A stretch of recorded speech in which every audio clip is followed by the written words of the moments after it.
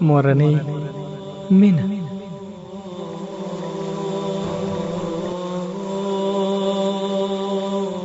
شاعر رحمت الله رحمتي.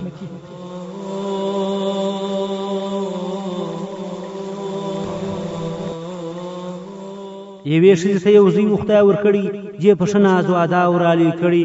دغه زوی پس مرګي و پیدا سوی، خاص په غېږه کې د مور رالوی سوی. چې څه غټ شو مور شامل کړي په مکتب کې، ویل ځه ګونجې بلد سي په ادب کې. مور بیوی او راوستي تر مکتب پورې، ویل نه چې رانه ولاړ شي پر بل لوري.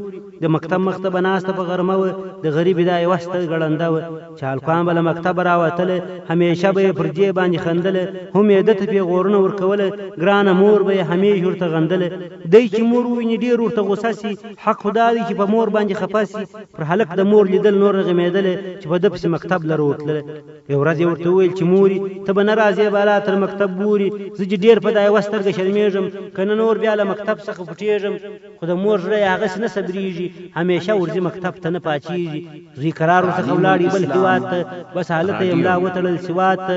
هم هلته یې واده وکړي چې ځوان سو، مور یې هېره کړه په غم کې د خپل ځان سو. سړی ډېر سو مبتلا په عیش عشرت کې، رسمي دنده یې پیدا کړه په دولت کې. هېڅ خبر نه و د خپلې مور له حاله، ښکلي شکور ښکلې مېرمن وه، و خوشحاله. 3 اولادونه درلودله، ګرانې مور به تل خطونه ورلېږله. دی نو په کیسه کې کار یې سم و، ګوره مور باندې یې سره کم ماتم و. مور یې ډېره سول بېتابه ورستنه سوه، خو پر لارې ورته شپه او ورځ یې وسوه. هلته ګوري چې زوی دی او لمسیان دي، خوشحالي یې له خوله وایستلې سان دي. ورک بچی یې خدای پیدا کړي سوه خوشحاله، ډېر شکرونه یې ویل د ذوالجلاله. هر ماښام چې زوی راځي کور ته پر لار وي، د کور مخ ته یې مور ده ته انتظار وي. په خوښي او خوشحالي ژوند پر تېرېږي، خو پر زوی قرار دا مور غمیږي. ډېر د مور په دا ړنده سترګه شرمېږي، خو د مور زړه ده ته نه ورمعلومېږي. مور یې بېرته خپل وطن ته ولېږله، تر کښتۍ پورې یې وروسته په خپله، چې کښتۍ هر څه و مخ ته ځي ستنېږي.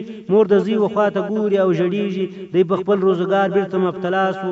یوه ورځ ورته یو داسې کار پیدا سو، چې حتمن به ځي وار تر خپل وطنه. نو یې خیال دی چې پر مور وکړي پوښتنه. خو چې راغلی مور یې وخت لا و مړه سوې، پر نړۍ یې د ژوند شپه و پوره سوې. چې سړی کله خبر په جې کیسه سو، هغه شپه د همسایه کره مېلمه سو. ویل مور مې کوم وصیت دې درته کړي، زما لپاره به یې شی نه وي در کړي. همسایه ورته دا رقم ویله چې ستا مور په کومه ورځ پناه کېدله، ستا لپاره یې لیکلی دا یو خط دی، راسپارلی یې و ما ته امانت دی. مور یې خط داسې لیکلی و زوی ته، چې به ما کله بېولې و ښوونځي ته. ستا له ما همیش ګیله و عفه غواړم، زما یوه سترګه ړنده و عفه غواړم. همیشه به وې په ما یو سرنګ زرده، اخیر بل وطن ته ولاړلې له درده.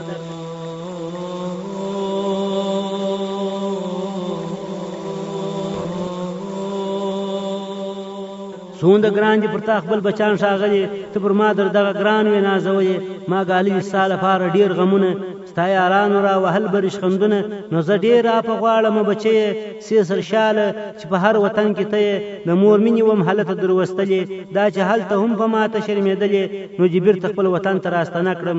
تا په خپله په کښتۍ کې زه سپره کړم. ډېره بخښه راته وکړه ګرانه زویه، چې خالق عذاب رانه کړي ستا له رویه. بل چې زما سره کښتۍ پورې راتللې، عفه غواړم له کارو مې وایستلې.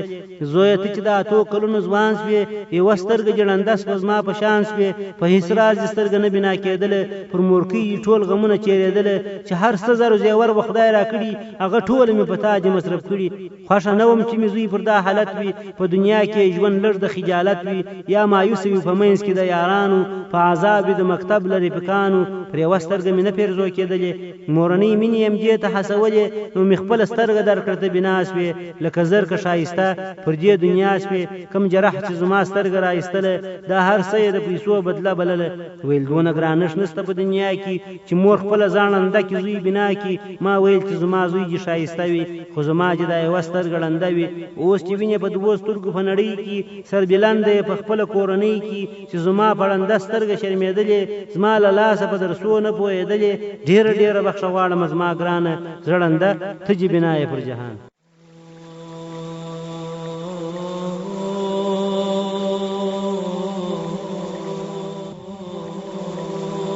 تعلیم الاسلام رادیو.